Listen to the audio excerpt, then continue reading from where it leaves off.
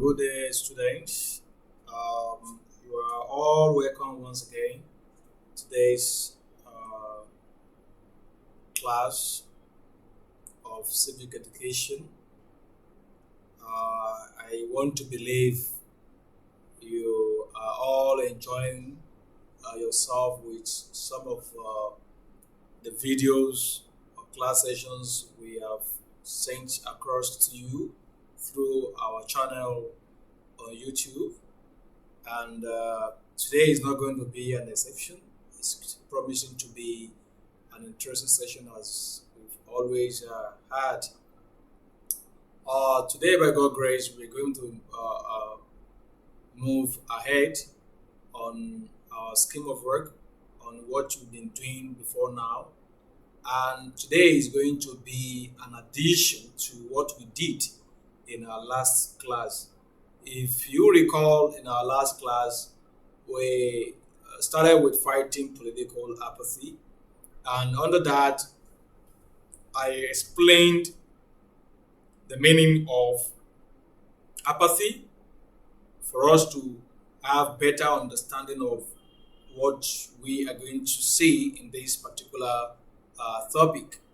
And like I said, we cannot uh, fight political apathy if we don't know the meaning of apathy, if you don't know the concept of political apathy, and if we also don't know the dangers of political apathy.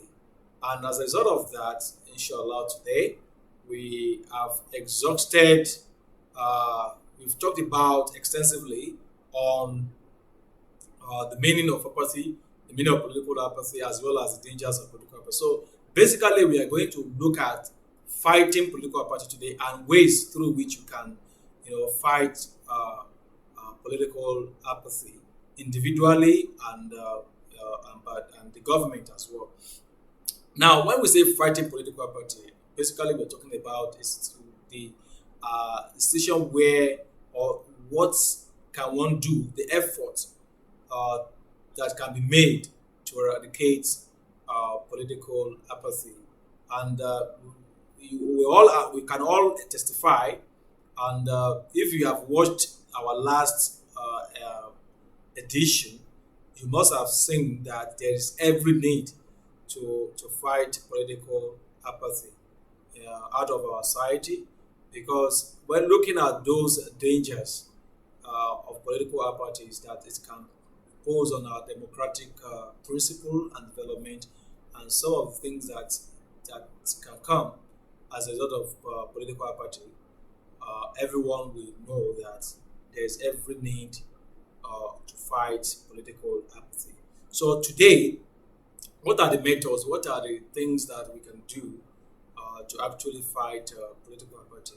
But before we go into ways of fighting political apathy, let us once again look at what political apathy is, because I have to bring the meaning of political apathy back into this.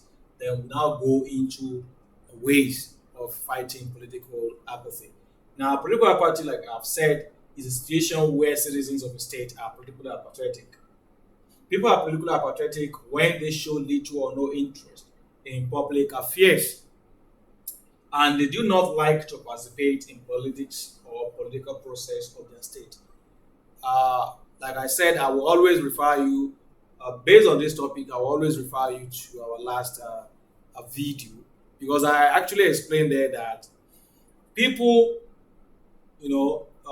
tend to become politically apathetic, not just that they wanted to, but as a result of there are factors that always lead them into exhibit political apathy. Like one of them, like I said, failure of our politicians to fulfill the promises made during the campaign is one of those things. We have a family problem, is also there, lack of motivation is there, and some of the things, but majorly they are problems that come from government or our leaders That is why people become politically apathetic in most situations. So people become political apathetic, but during days it has a long impact or negative, serious negative impact on our political development. And once our politics uh, is berated, is underdeveloped, then our economic will also be underdeveloped. Then our social development will not be there too. So they are interwoven. So that is why people need to, brace up and participate fully in political development or political affairs of their country. So, without wasting much of our time, let's go into ways through which we can fight political apathy now. Now, to fight political apathy, just like I've said, and as you can see on the board, said the following are some of the ways to fight political apathy. These are: number one, knowing and defending our rights. Knowing and defending our rights. Now, the first thing we need to know is what are the rights we have as citizens. You ask yourself, do I have right to live in this society? If it is yes, yes. Do I have the right uh, to be protected in this society? Yes. Do I need to? Do I have the right uh, that government should protect my properties? Yes. Do I have the right to enabling environment? Yes. Do I have the right to work? Do I have the right to move around? Do you have freedom of speech? Do you have freedom of assembly? Do you have freedom of association? If all these things, if the answers to all these things are yes, then automatically we must work to ensure that we know all these rights and how to enjoy them, how to exhibit them, and how to defend them is also important, because it is one thing to know your right, another is to defend them. So if you have the right to freedom of association, if you have the right to freedom of speech, if you have the right to freedom from being tortured, then how can you defend those rights is also important. So when we know this, knowing and defending our rights is one step that people can take, you know, to send political apathy out of our country. Then number two is participation in elections. Then this one is very, very important because just like I've said on when we were treating dangers of political apathy, you all recall that I said that political apathy poses actually promotes electoral malpractices. So when we participate fully in an election, there won't be chance for the politicians. I mean, the bad eggs among the politicians to manipulate the election result.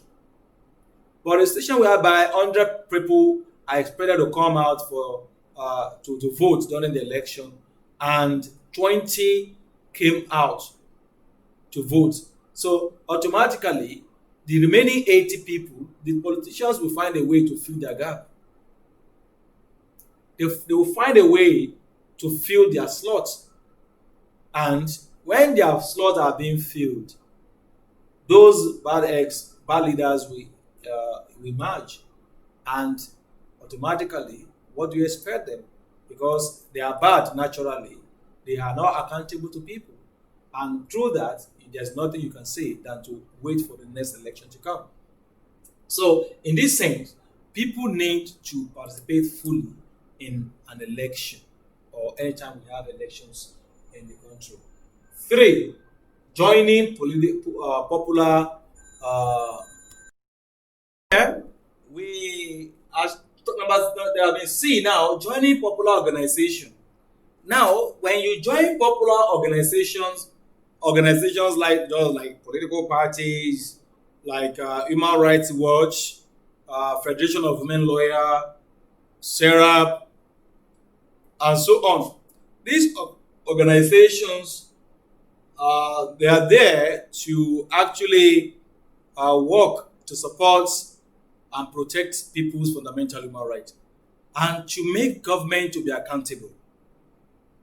So if you join this organization, is also a way of fighting political apathy. For there, public enlightenment and education. Regular public education, public enlightenment can also give people opportunity to know what their rights are and how to successfully fight uh, political apathy out of our society. Then lastly, independent judiciary, where our judiciary are independent. They are not under the executive, they are not under the control of legislature. We should be rest assured that the, that this particular arm of government will function independently without any interference from any of the arms of government. And this can also go a long way in eradicating uh, political apathy out of our society. I think at this point we can draw the curtain on our lesson for today. And as you can see on the board, we have the assignment that is coming from what we've learned today. The assignment says mention three ways of fighting political apathy. Mention three ways of fighting political apathy. I will be expecting questions from what you've done today, as well as submission of answers on the assignment given today through my WhatsApp channel, which is on 080 5342 1107. 080